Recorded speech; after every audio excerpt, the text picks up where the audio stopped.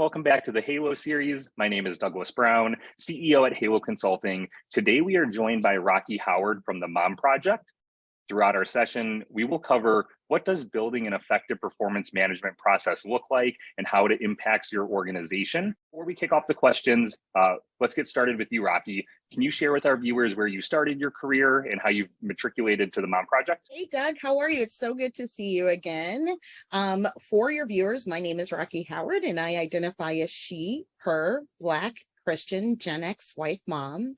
It's actually a really funny story. I was a retail manager and was pregnant with my first daughter. And that store that I was working at got robbed for like the fifth time, literally at gunpoint. And then I decided I wasn't Superwoman and maybe I should find a new way to work. Right. And I went into a temp agency and said, I need something to do. I'm very pregnant, but I need something to do because I don't want to sit at home and twiddle my thumbs. And that temp agency said, well, we've been kind of thinking about having a receptionist. Why don't you be our receptionist for a few months while you're finishing out your pregnancy? And that's what I did. And I got introduced to this wonderful, wonderful world of talent and people and HR and recruiting. And my career has literally grown from there. So I've worked in every area of talent acquisition that you could imagine, really focused on talent operations and took project management certifications, lean certifications. And as a Black woman, it was important to me to always see diversity in every role that I had, whether I was recruiting or whether I was leading a team. And I've led large global teams. And that became a focus of mine. I obviously had some success there and made a couple of lists, and it allowed me to transition. And so it fast forwards today where I not only head up people, but I head up our diversity, equity, and inclusion and belonging initiatives here at the Mom Project. Rocki, and can you share with our viewers what are the things that are keeping you up at night? A few things that keep me up at night, but I will stick to, the world of work. And I think when I have on my people hat, my people side of the hat, it's always about, are we doing the best that we can for our people? It is, how do I live out our number one objective, which is to build a high-performing, inclusive culture where people can be in service to mom. And for me, that intersects both parts of my job, right? It is, how do I make sure our people are well taken care of, but how do I make sure that those people are a diverse set of people and they feel like they're included and they feel like they belong. So, that's not an easy journey for any of us. It is never a journey that will end. And those are the things that keep me up at night. Are we doing enough? Are we doing it fast enough? Certainly, we all know the landscape has changed, right? I believe that the power dynamic between employer and employee has changed. For so many years, the power belonged to the employer. And now we live in a time where the power belongs to the employee, and people choose where they want to go work, where they want to work. And they look for very different things than they did several years ago, heck, even a year ago. And so for me, as a people leader and a DEIB leader, it's really, how do I stay on top of that, and how, within the parameters that we can for our company, do we best advocate for our people? Thanks, Rocki. Yeah. Before we jump into what you've built at the Mom Project, can you share the importance of an effective performance management program and why it should be top of mind for HR and DEI leaders? For me, I think performance management programs have always been broken.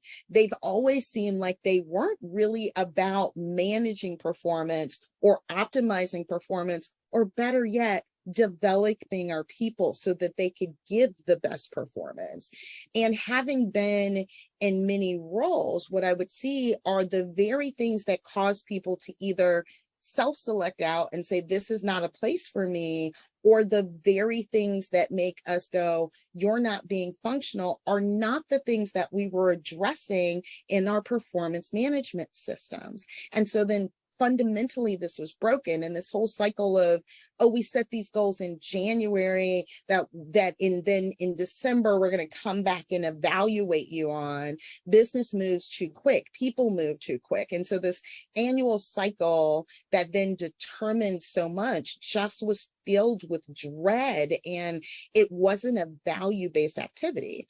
And I think when we also put on our diversity lens through that, for me, we put a lot of initiative into recruiting diversity into our organization, but there has to be a plan for making sure that we retain talent. And this is where we often miss the boat. Like, there's lots of conversations about how do I recruit diverse talent. There's not lots of conversations about how do I retain diverse talent. And from my perspective, the talent management process, and certainly the performance management systems that you put into play, help support those initiatives. So when you look at optimizing performance, getting the best productivity out of people, that's what you want. But what your people want are personal development, real-time feedback, and opportunities to be able to grow and develop. And a lot of times we don't give them enough information to be able to do that. You started a new role at the Mom Project in October of 2021 as the Chief People and Equity Officer. Where did you start in terms of the performance management evaluation process? It's been a great year, and we call our performance management system HYPE. And so we're really, and it's high performing evaluation, right? It's not some tick the box circumstance. And we really built what we believe is a cutting edge performance management system. It's different than what most companies do. Right.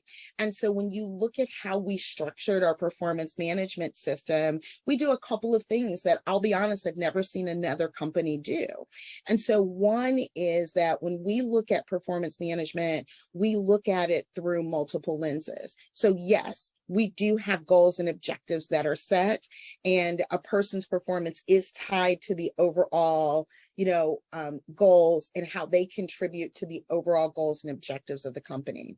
But we also look at 360 feedback. What are your peers saying? What are your clients saying? What is your boss saying?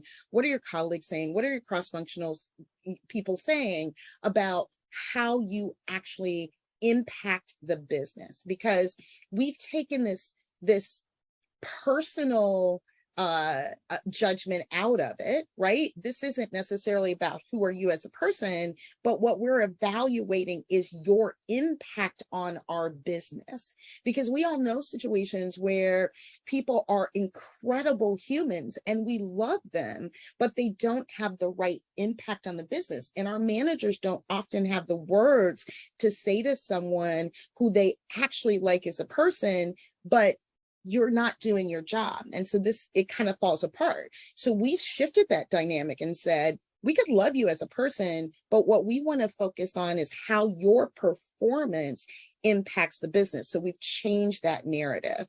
So we look at, yes, here in terms of your goals and objectives, here are our larger company OKRs. Here's how your goals and objectives impacted the business. This is how, from a 360 point of view, your colleagues feel and your clients feel like you add value to the business, right?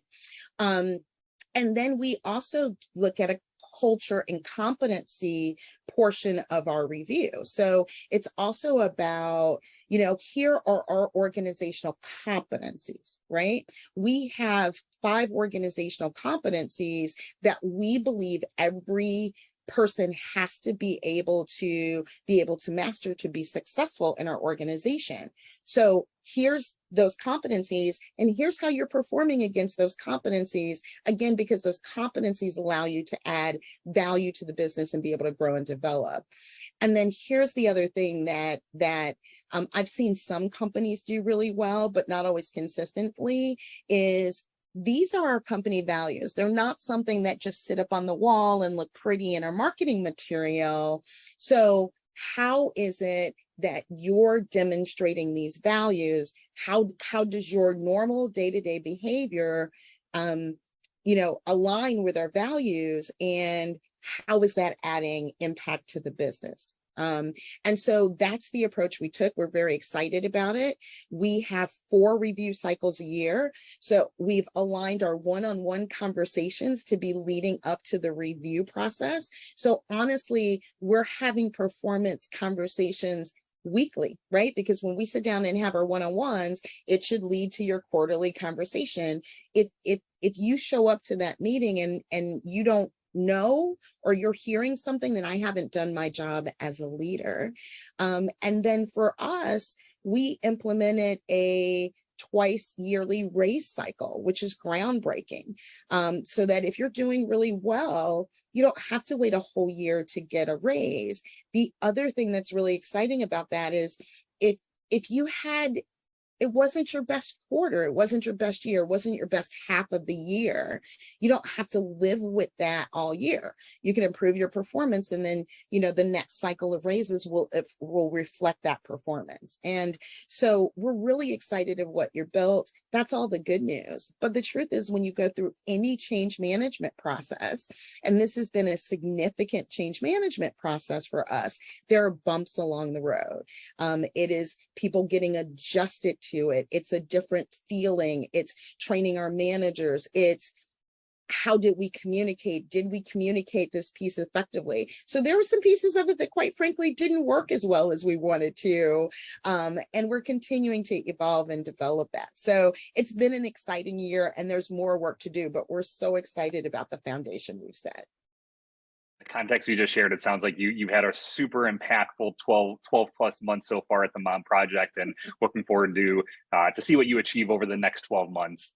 There are several positive takeaways that you just shared in terms of an effective performance management system, such as boosting employee engagement, productivity, creating employee development strategies, and creating a continuous employee feedback cadence.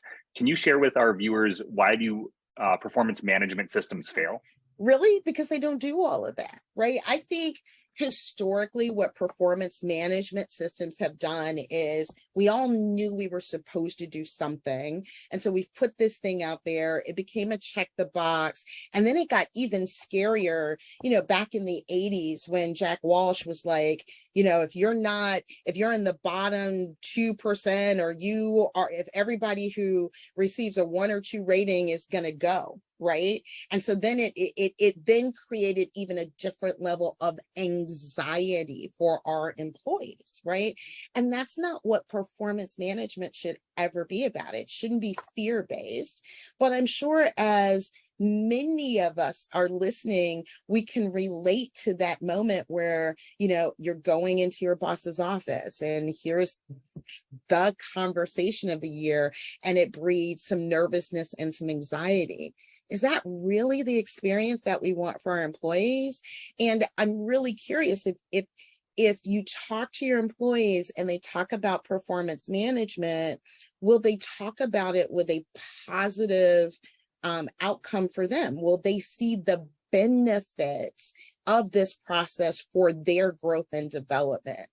And I bet quite a few of our employees would say no. So when you talk about where has it failed, we haven't looked at performance management through the lens of, how does this develop the majority of our employees? What it has done is it's given a boost for the very top of our employees, who could say, I'm a 5, or I'm a top performer. And what we have done historically really good is to have plans for those people. Okay, you're my top 5%. And so, here's your reward, and here's your growth plan, and here's your succession plan. And we're going to invest all of our time in you. But what happens to the other 95% of the people? And I think that's where we failed.